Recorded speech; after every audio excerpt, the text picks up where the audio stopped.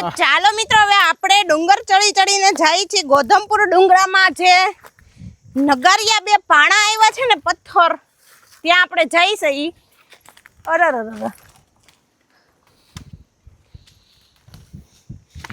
હે મિત્રો, હાલો બધા ડુંગરે ચડવા.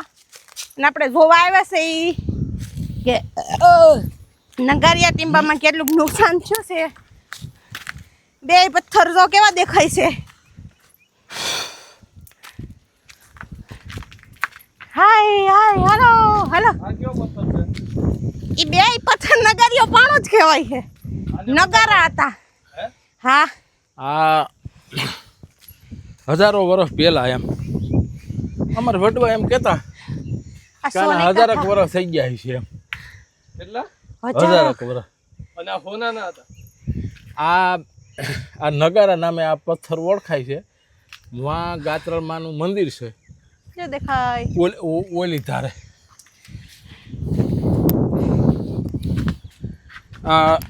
આ ગોવર્ધન નામનો રાક્ષસ હતો.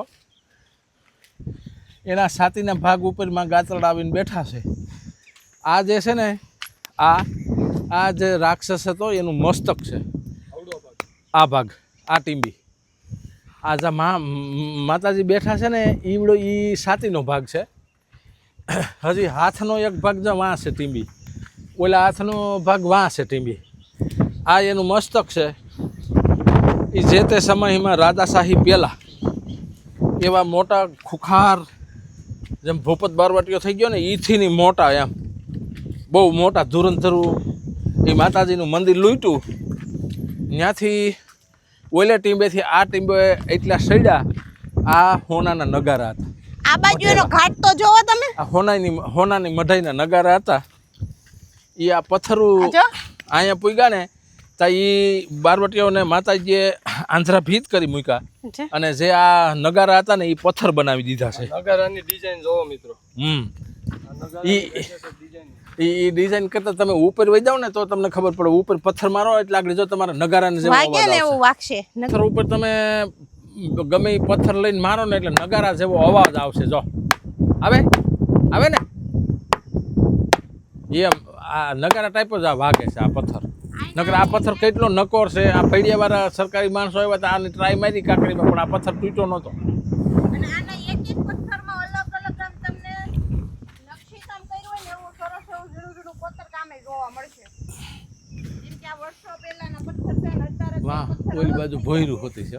કે બાજુ એ આમ આ બે પથ્થર છે ને એ એક જોઈન્ટ પથ્થર હતા કે જ્યાં વચ્ચે જરાય જગ્યા દેખાતી નહીં, તિરાડ દેખાતી નહીં. અને અત્યારે તો પતલું માણા પસાર થઈ જાય ને એટલી ત્યાં જગ્યા થઈ ગઈ છે. એટલે આ કુદરતનો કહેર જ કહેવાય છે કે આ બે પથ્થરને અલગ કર્યા છે, ભેગા હતા. અને અહીંયા નીચે છે ને એક પાપ પુણ્યની ઘડકવાની, તો મિત્રો જો અહીંથી છે ને પાપ પુણ્યની નીકળવાની ઓલી કહેવાય ને એ હતી કે જેણે પાપ ન કર્યા હોય ને એ જો અહીંથી સૂતા સૂતા નીચેથી ઘડકી જાય ને તો એવું માનવાનું કે એને પાપ નથી કર્યા ને એના પાપ બધા ધોવાઈ જાય.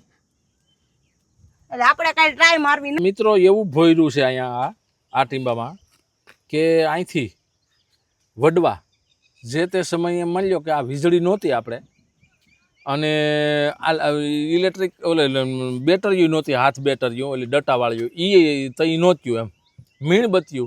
અને જો તમને ખબર હોય તો પથ્થર એવો આવે શિરોળી જેવો, એને આમ ભટકાવો ને એટલે તીખારા ખરે.